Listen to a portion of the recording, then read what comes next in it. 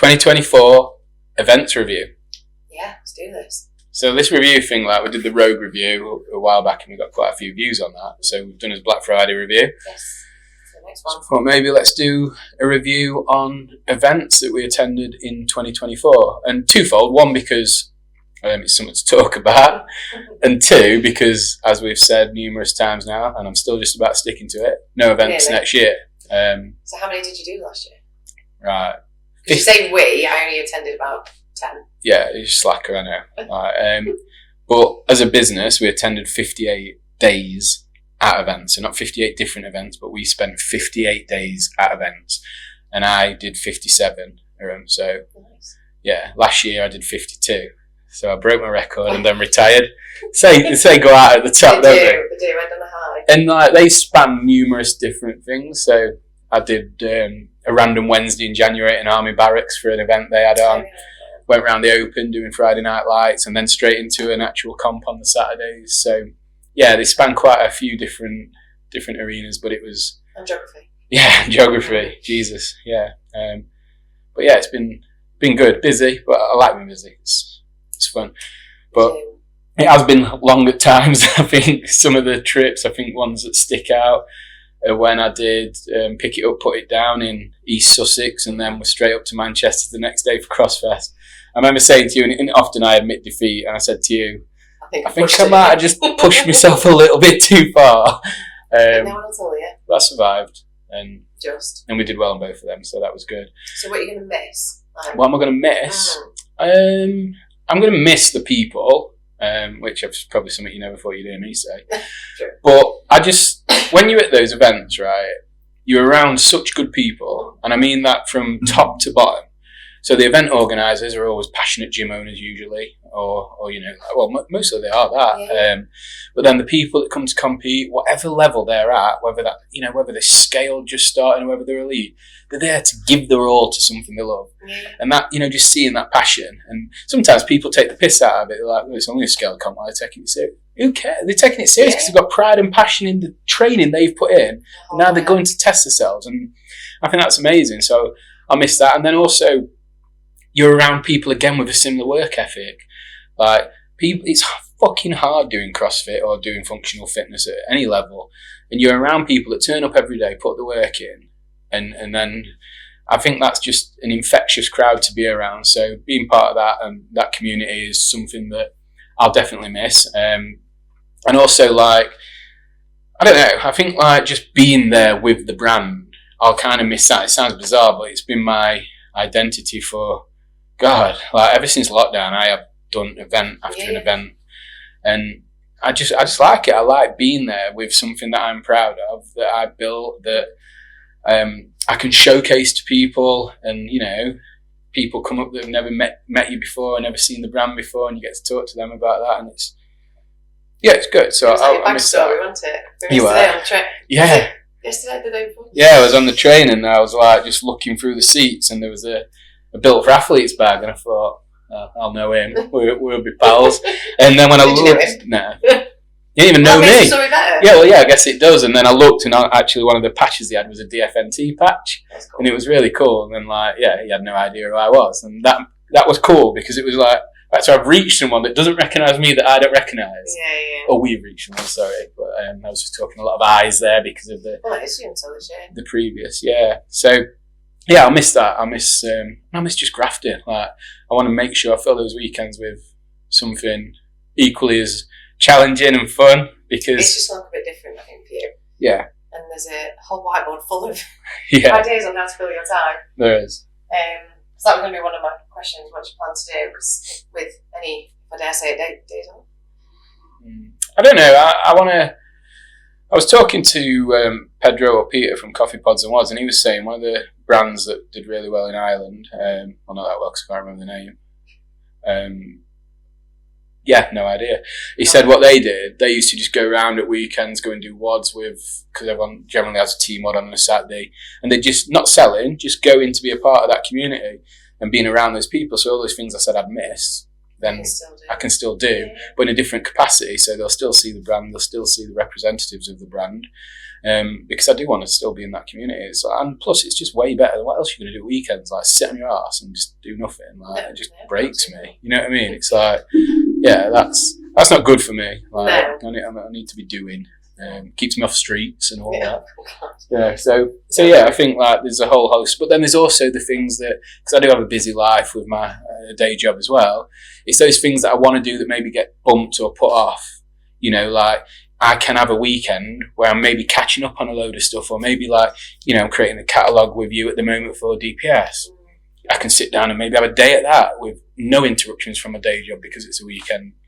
And yeah, I think that kind of stuff is like stuff that I'll be able to do. And yeah, it's been good since you've come on board because it's meant I've done less and less in terms of the week and the days and stuff like that. But now I'll have those weekends to maybe add a bit more value and work on the business rather than in it. We're getting you there, aren't we? We are. So what are you not going to miss? What am I not going to miss? God. Well, I don't mind getting up early and all that, because I think that's the first thing people say. Like, I get up earlier than I need to just so I can train, because and people think I'm mental, but if I'm going to sit on my arse all day, I need to move. But what I'm not going to miss is trying to, I don't know, you know when someone comes up to you with something and they're like, well, this fit me, and you know it won't, but you don't know how to say it won't without calling them fat. I'm not going to miss that. I'm not saying they are fat, but if someone comes up to you with like a really small thing that's not going to fit them, that makes me uncomfortable because I don't know how to tell them. I don't want to participate in their delusion, but I don't want to tell them like it's hard and like, you know. Well, go on then. How do you navigate that? If someone come up to you and you're on the store, you could have done with you 3 years ago. Actually, put you in the office and No, but there is like things like that. They're difficult. Or you know, if someone comes up to you, looks at your entire range, and then tells you what you should do, like. Where's your brand? Are you doing it? Like, my favourite was when I came on board and you said, because I remember having this conversation a year ago, and you was like, how do I answer the question when girls ask me how supportive our bras are? Oh yeah, that's another one. So we had to write it down for how you explain it. I still can't remember. I used to say, just put it on and jump up and down in front of me and I'll let you know. Actually didn't do that. God. Probably wouldn't still be here now. Oh, no. I remember once a guy came and asked me if I had anything that would fit him, and I said a hat. That wasn't, again, it wasn't intentional. That was just, it just came out. It was factually correct, but it wasn't fat. It was an absolute unit. Like, but I was like, it could have come across really bad with that. So yeah, those types of things, trying to navigate normal social interactions. Yeah, but maybe I overthink them, and that's why I end up in that predicament. But because I love being around the people, but I don't know how to answer their questions about size and such. Like, and it's like, like you say, how do the bras support? How do the leggings fit? I don't know, but you can't say you don't know because I should know. Yeah. But it's just they are different for everybody, aren't they? Like you'll say the support in a very different way. Sorry, the leggings. I know you're trying to look at different ways to improve them. Whereas like Crouchy and Josie, who've wore the leggings for longer than anyone, have never had a single fault with them because, so everybody's different. That's why we're expanding the range, as we've said, to cater for more body types, shapes and sizes and such like. So apart from your hat stories, do you have any funny stories? Oh God, one thing I won't miss. Oh, I don't know what it is. You know, people that don't have anything to say, but want to say something. Right. One of the things what people do, and they can't help it must be some form of Tourette's. You'll start packing away, right, and they'll walk up and they're like, you're packing away then? I'm like, I don't know what to say to that either. I'm like, I just like look at them and smile because I'm like, oh my God, I can only imagine. Yeah, that winds me up. But yeah, other than that, I miss people on the scene as well, like, because I've got developed some good relationships with. You're still being around. So, like a bad time. I am. Thanks for that. You're welcome. So, from your point of view, from events that you've been to this year, what's your favourite one been? My favourite was Arnold. Was it? More so than Rogue? Because it was the first, well, for both of us to be fair, but the first one where it was the grand nature of it in comparison to what we'd done before, and how busy it was. So I'd say Arnold for the fact of how it felt for me, because it was, like I say, it was the grand. Well, you took 1,000 email addresses on the wheel that weekend as well, didn't you? And I liked that. I liked everything. Like when they were just like 10 people deep, weren't they, all the time? So I loved that. But from a Defiant Proud point of view, I'd have said Rogue with regards to where we've taken the setup from Arnold to Rogue, how it looked, how it operated, how each of us had our roles, and that's very much come from, well, you and I really working together on the stall. I know you've had people help in the past, but it's not been as slick as it has been or has got to, just in time for when we're going to see how it looks without it. But it did, from a shopping experience, it looked better, it worked better, it was faster, it was cleaner, we got a better average order value.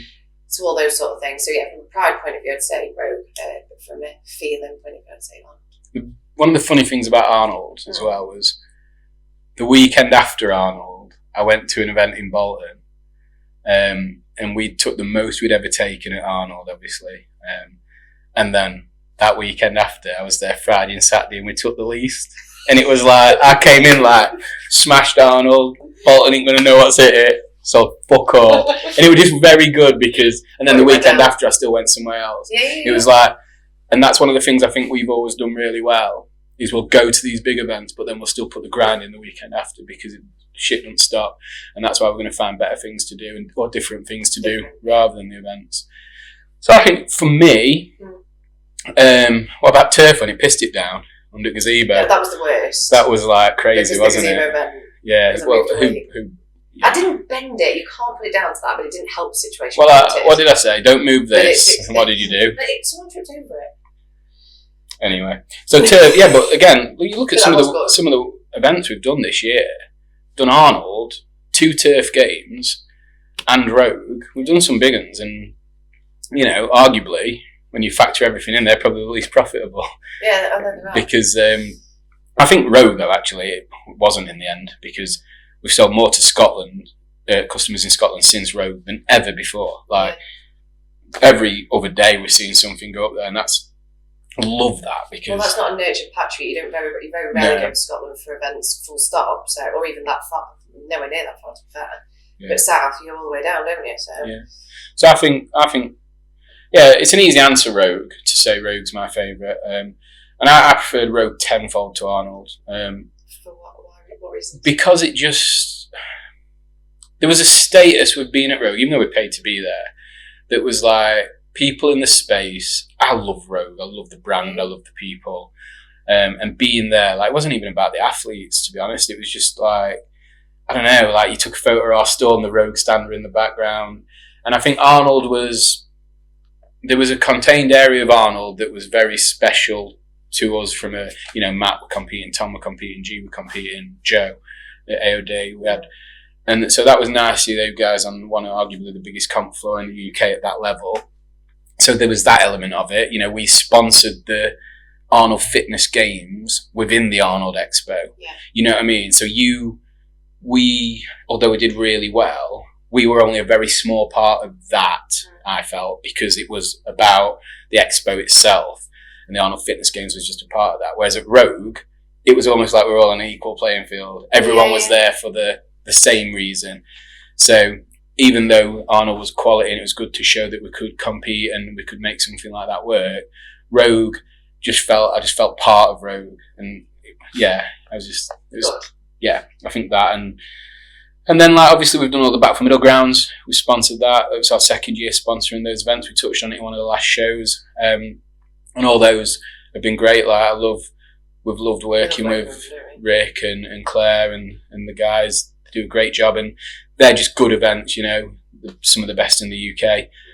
So yeah, they always get a special mention. And we finished the year strong with those, with Winter Soldiers being our best one. But yeah, so I think overall, a lot of events done, a lot of lessons learned, and stay tuned for how you fill your weekends in 2025. So events review done. Smashed it. By this time.